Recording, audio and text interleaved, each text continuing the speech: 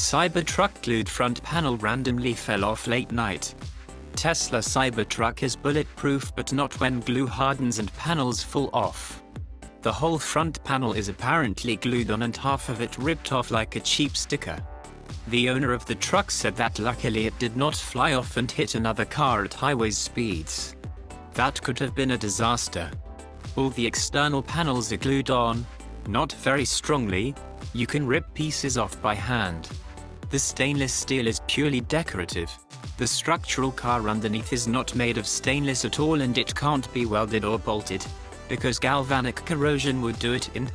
Not to worry too much about it for now.